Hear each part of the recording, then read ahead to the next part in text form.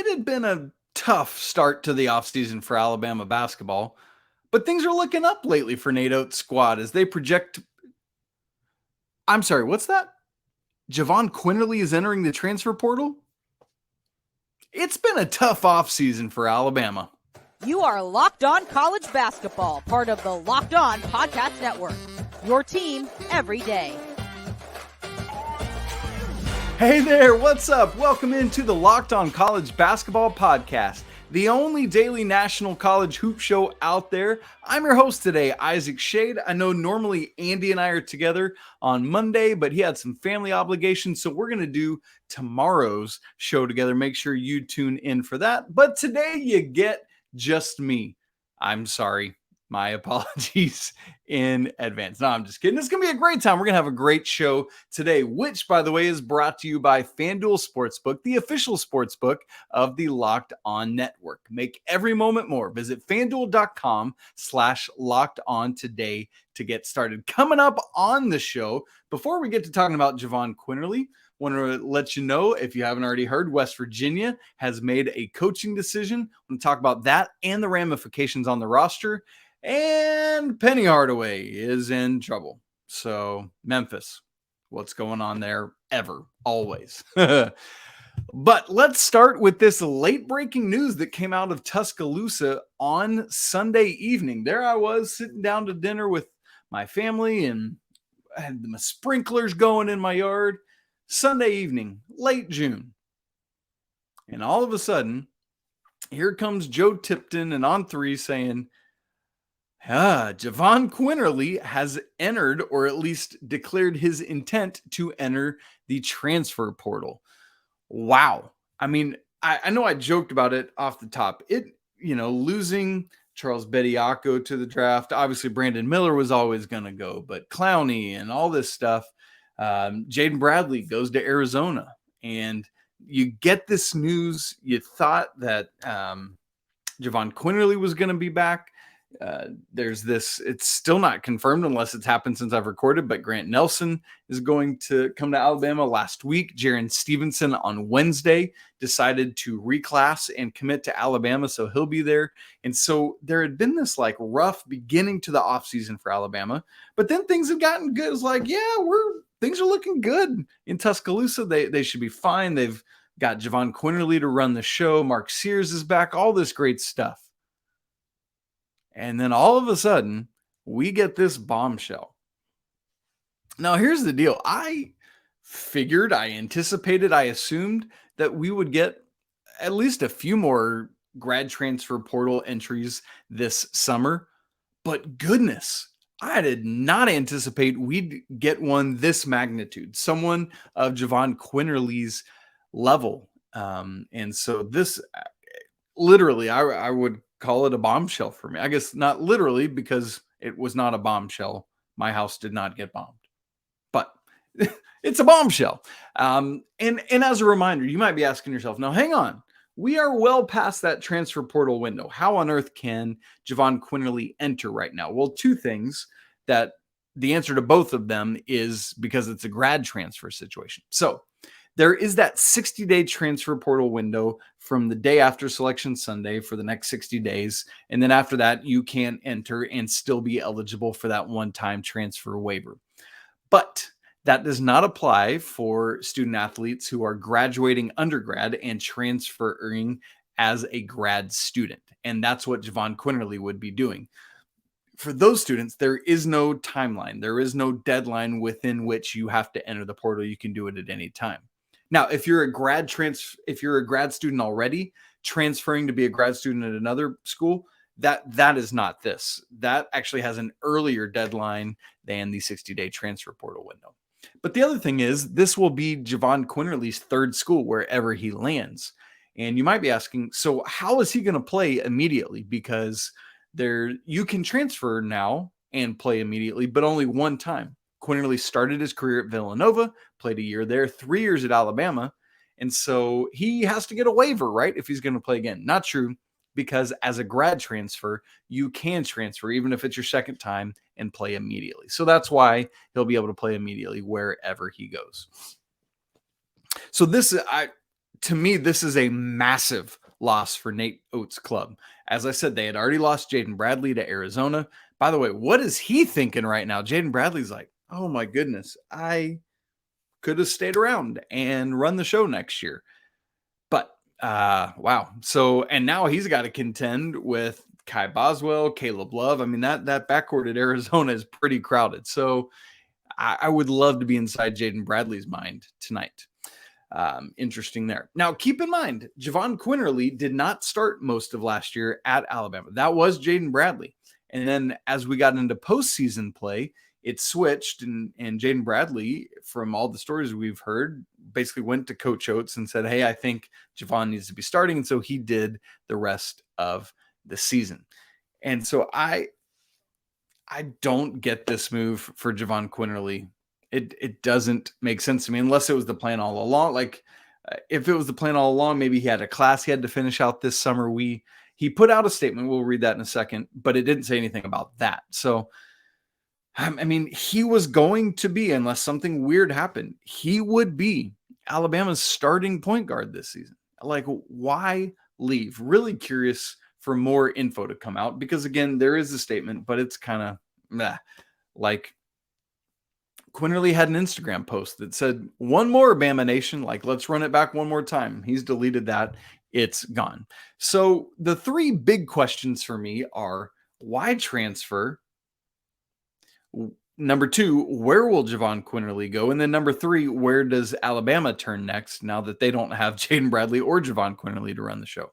Well, Quinerly's statement, I'll just read it in totality and this came out later on Sunday night after the initial statement. I quote, I can't say enough about Alabama basketball. My team, the staff, and all my Bama fans have been the greatest.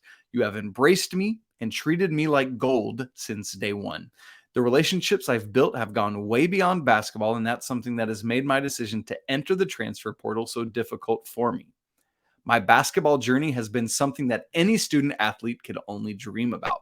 It has definitely come with its share of ups and downs, but I was very fortunate to have such a beautiful support system to help me through some of my difficult moments, and I think that's what's making this message so emotional, but also so exciting to share with everyone. Part of my journey is taking risks and following my heart. Sometimes, as time goes on, we know it's time to move on, take risks, and follow our heart. But this is truly a bittersweet moment for me. In my time here, we have set records together, won championships together, and we have made program history together. Thank you, Bama Nation, forever, for everything. So, I mean, why transfer? He didn't really say, right? Like he said a lot there, but it was just kind of like, yeah, it was great. The biggest thing to kind of parse out is where he said, sometimes as time goes on, we know it's time to move on, take risks, and follow our heart. I mean, that's still pretty vague, but it's like maybe there's just something new and different he wants to do. Maybe there's already a connection with another school and he's just like getting out after that. I don't know, but I want more information to come out on this. I want to hear more specificity about why are you really leaving? Now, I know we don't often get that, right? Like in this era, it's just you transfer because you transfer. So maybe won't. Question number two, where will Quinerly go?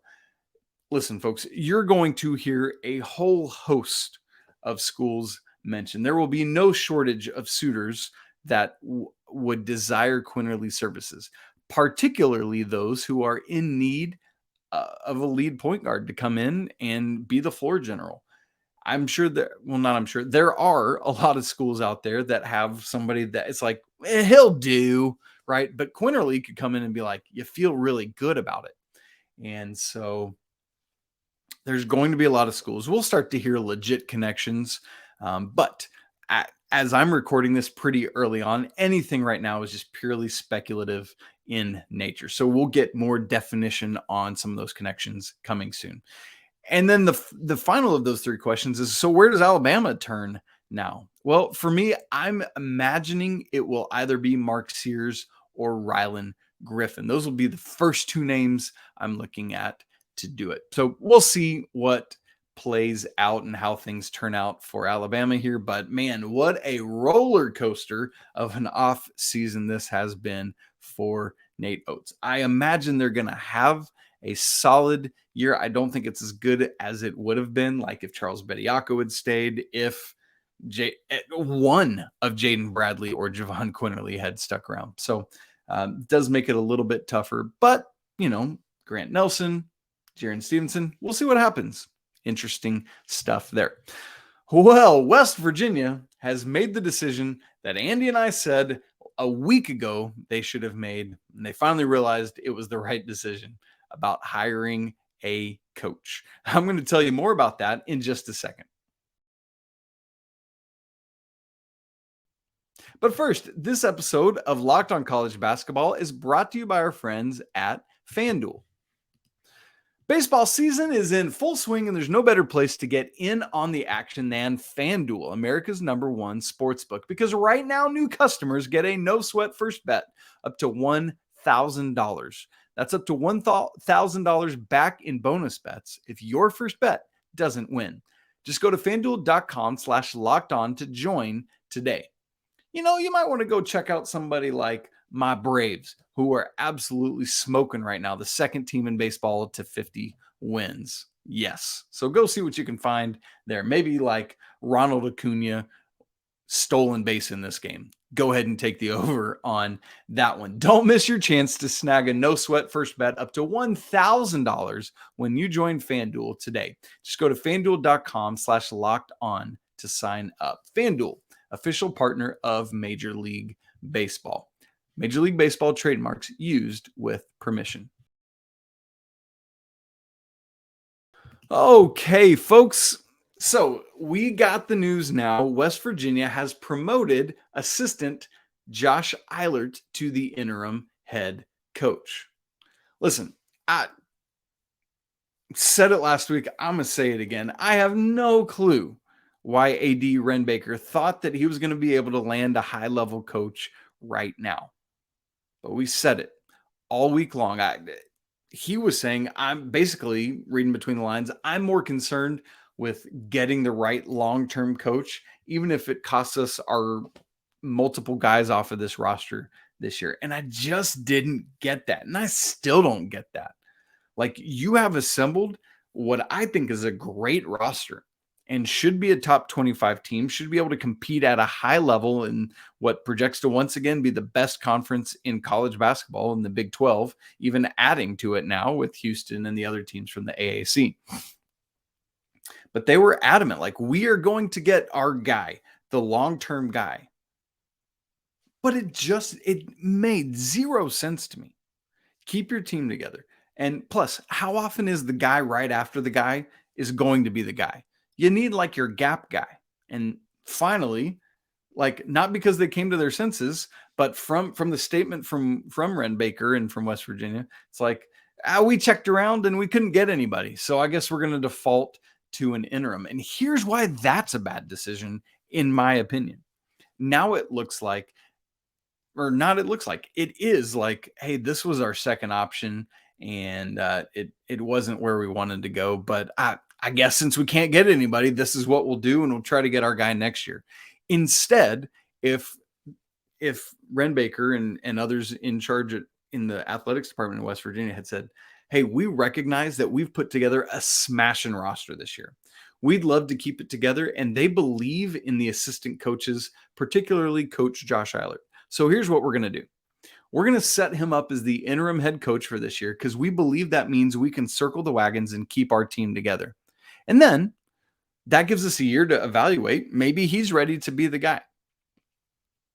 But it also gives us a year to evaluate, and maybe he's not. And that means come next spring, we kind of maybe have even already had conversations. We know who we're going to go after, and we're going to go get them. That's not what they did, though. They defaulted to this option because they couldn't go out and get a high-level hire. And they can't hide that. West Virginia, for me, has kind of bungled this. Now, here's other things we've seen happen. UCLA completely bungled their last hire, but they wound up getting Mick Cronin as like their seventh choice, and it has worked out fabulously for UCLA. So I'm not saying that this isn't going to work out for West Virginia. I'm just saying they bungled it. and they backed their way into what was the right decision all along. So they got there, and great. You love it. So it's just, and here's the other thing. It's not with who we thought it was going to be. Here's some statements from West Virginia's release. After consultation with President Gee, we have offered the head coach position on an interim basis to current assistant coach Josh Eilert, who will proudly and effectively serve through the end of the 2023-24 season, at which time we will begin anew with our search for a permanent head coach. And then he went on to say, we checked in with all these guys and all this stuff, and then we pick it back up. Quote, but ultimately what I came to recognize was that conducting this search in late June was difficult for many of our candidates because of the timing, and also put our talented student athletes at a real disadvantage, unsure of what the future held for them. Bro, yes, we were saying this from the beginning. How could you not see it? I just, again, don't get it. Anyway, here's what's interesting about Josh Eilert. He's a K-State grad, 15 years on staff at WV at West Virginia. But he's only been an assistant for 1 year. The 2022-23 season was his first one as an assistant. Andy and I, if you heard the show last week, imagined that if they finally decided to go this interim route, it would be Ron Everhart. It's not. And I can't decide. Here's what I'm trying to parse out. Is that because West Virginia is trying to kind of Ted Lasso Josh Eilert? You remember the first season of Ted Lasso? If you've seen it, like the play was that they were trying to fail. That's why they went and got him. Like, is it that kind of situation where it's like, well, Eilert doesn't have that much experience, and so we're going to kind of feed him to the wolves? Whereas Everhart has all this experience, and it's like, that would probably be successful, but we don't want to do that. We want to wait and get somebody. I'm not saying that's what they're doing. I'm just saying, look at the experience and look what's out there. Now, here's the good thing, though. Everhart is retained as an assistant, as are DeMar Johnson as an assistant, and then Jay Kuntz is going to continue as the director of player personnel and recruiting. And so we'll wait to see if they fill that bench with a third assistant or not. I would imagine they would want to, but we'll see what happens there. Again, ultimately, this is the right decision. The players love these guys and they want to be there. And that then becomes immediately the next question. With the coach locked in for this season, what happens with the roster? Well, one of the things that Andy and I talked about last week is that the players have like a 30-day window to enter or re-enter the transfer portal in some cases, like Kerr Kriisa, and to be able to see what's out there. We advocated for the players doing that. Like, hey, tell West Virginia, listen, while you try to figure out what you're doing with your coaching search, which is another reason they should have just immediately said, we're hiring one of these guys as our interim for the year. Anyway, while you figure out what's going on with your coaching search, I'm going to enter the transfer portal. I'm going to check out some options, but I'm going to keep my eyes on what's happening here in Morgantown, because if it's somebody that I feel like I can connect with, like one of these assistants that's still here, I'll maybe come back. But in the meantime, I don't want to get messed up by not checking out other opportunities. And that's what several of these guys have done. So let's check in on where we're at. To our knowledge, 3 had entered, I guess I should say now, the transfer portal. That was Trey Mitchell, Joe Toussaint, who were both part of the roster last year, and then incoming transfer from Arizona. Man, Arizona point guards have played a big role on the show today. Kerr Kriisa. Now, Kerr Kriisa, we learned on Sunday, is going to stay. So now that West Virginia has announced the hire, Kerr Kriisa is in, and he's going to stay part of this. However, the other 2 guys, Trey Mitchell and Joe Toussaint, it's still up in the air. Trey Mitchell has just visited Kentucky. There's 2 crystal balls in for that right now, although one is a Duke guy and one is a Kentucky guy. So, there is that. But so Trey Mitchell could obviously come back. I think would be great. Was their 3rd leading scorer last year as a 6'9" forward. Is a shooter. Guy can step out, hit 36% of his threes last year on just shy of 3 attempts a game, 5.5 rebounds, 1.8 assists. So Trey Mitchell and everything he can do would be great. But that John Calipari is salivating over the possibility of getting Trey Mitchell there. So we'll keep an eye on that one. Same with Joe Toussaint. He is visiting K-State and Texas Tech this week, but he has told multiple different media members. I've seen Adam Zagoria talk about it for one, and I believe maybe others. Forgive me, I might be leaving some other guys out, but that returning to West Virginia is definitely an option. So we keep our eyes on this thing. I haven't heard anything from, what we did hear from Jesse Edwards, the Syracuse transfer, Raekwon Battle, and Jose Perez, all these transfers, is they're kind of in wait and see mode on who West Virginia would hire. So now that we've waited and seen, I expect that we're going to start hearing from those guys what their plans are. Or no news is good news for West Virginia. No news means they're probably staying. But I would imagine they would probably each come out and reaffirm their commitment to West Virginia if that's what they're going to do. So we'll keep our eyes out on that. But man, this saga continues on. Congrats to Coach Eilert. Really curious to see how this season plays out with what seems to be a really strong roster. Well, from one head coach influx to another that has had some issues the past several years, we're going to talk about Penny Hardaway's suspension at Memphis, and we'll hit that in just a second.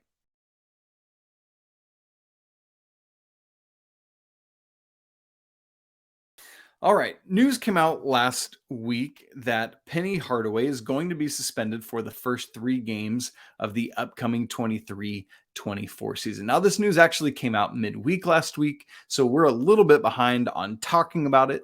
But because of the NBA draft, we needed to hone in and focus in on that, knowing that we'd come back around to the Penny stuff this week because it's not going anywhere. So we still wanted to make sure to hit on it because it is big news. Now, it's been a little bit confusing probably for a lot of folks to follow because there's been multiple things with Memphis and getting in trouble or not. So last September, the IARP ruled on one of their last cases on James Wiseman's recruitment,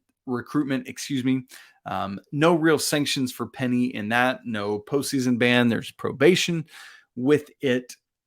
But then there was the separate infractions committee announcement. And so in December, December 15th, they came out with their news about how Memphis would be punished again. Nothing major or big, but we learned that Penny would be getting a separate kind of adjudication of his role in things. So there was the school side of it and the Penny side of it, and we would learn all that out. So Penny escaped punishment in the IARP side of it back in September, but this time around he does not. From the release, here are some different statements from it. Quote, Memphis men's basketball coaches committed recruiting violations when they participated in 2 impermissible in-home recruiting visits with the prospect during his junior year of high school, according to a decision released by a Division I committee on infractions panel. Because of his personal involvement in the violations and failure to monitor his staff, the men's basketball head coach, Penny, also violated head coach responsibility rules, end quote. And then picking back up a little bit later, quote, ignorance of the rules is not an excuse. This is what the panel said in their decision. The head coach's inattentiveness to compliance, that's a tough phrase, inattentiveness to compliance, particularly at a time when his program was under scrutiny related to a different infractions case, that's James Wiseman, resulted in careless violations. This is an indictment on Penny, folks. Head coaches must remain diligent in monitoring their staff and promoting compliance at all times and cannot delegate those responsibilities to compliant staff members and administrators. This is basically saying you cannot any longer escape under don't ask, don't tell, which I know is an Army thing, but like, if I don't see it, I'm not culpable. Absolutely, you are in this day and age.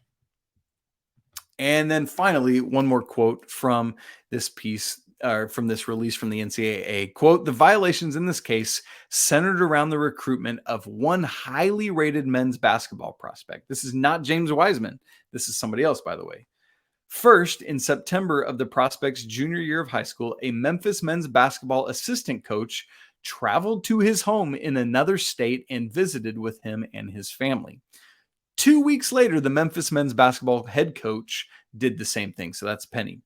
NCAA rules, as adopted by members, require any in-person contacts with recruits during the fall months of their junior year of high school to be made at the prospect's school, not in their homes. As a result, these visits violated recruiting rules. This is not hard. Like, lots of people understand these rules.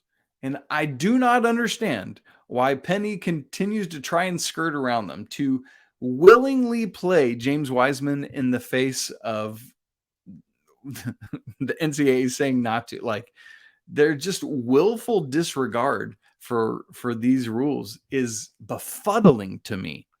But here we are, just like, go ahead, NCAA, do your worst. Well, they're trying to. Now, it's kind of I'm stealing this line from Andy, but he said, I feel like, quote, there's an obligation for whoever is coaching at Memphis to get in trouble. It's a law, end quote. And I'm like, Andy, you're so right. Like, it just feels like Memphis is always in some kind of trouble. So once again, this suspension for Penny is not because of James Wiseman. It was this is a different recruit, but this violation was discovered during the Wiseman probe into Memphis. And it's just simple. Just don't go visit the kid at his house, the assistant or Penny. Go to his school. It's so easy. So again, the Memphis side of this whole thing was levied back in mid-December. Memphis was, they came to an agreement with the NCAA, got their just small slap on the wrist type stuff. But Penny wanted his handled separately, and that's what this is. So I've worked at piecing together what I believe those 3 suspended games should be for Penny. We don't have their full schedule out yet, but just looking at the dates of what's been reported, here's what I believe those 3 games should be. Season opener versus Jackson State on November 6th. That game has been agreed to in principle, but not finalized yet. Like, the contract hasn't been signed.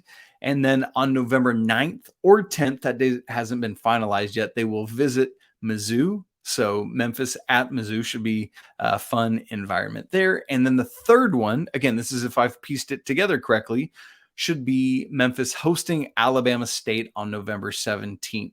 Same as the Jackson State game. They've agreed in principle to this game, but not finalized it. Now, Memphis doesn't project to be awesome this year, unless maybe they could land Javon Quinerly, and then we'll just full circle this whole show.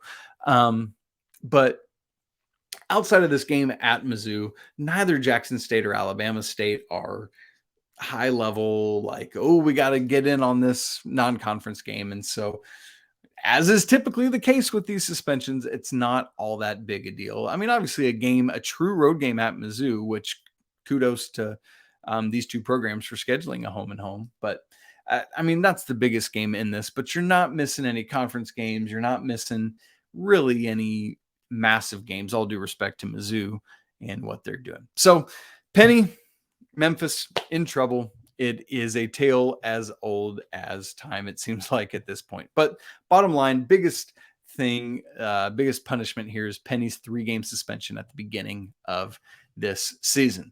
Friends, thanks so much for making Locked On College Basketball your first listen every day. We're going to have more great content coming up this week. As I said, Andy and I will be with you tomorrow. Please go ahead and subscribe to the show on YouTube. Smash the like button. Let us know you are here and leave comments about today's show. Your thoughts on where Javon Quinerly might land, or what's going on with West Virginia, or all this Memphis stuff as well. If you would, go leave us a review on iTunes, 5 stars. Let us know why you love Locked On College Basketball. Hey, as always, apologies to the Lawyer family. Go Wildcats, and until tomorrow, peace.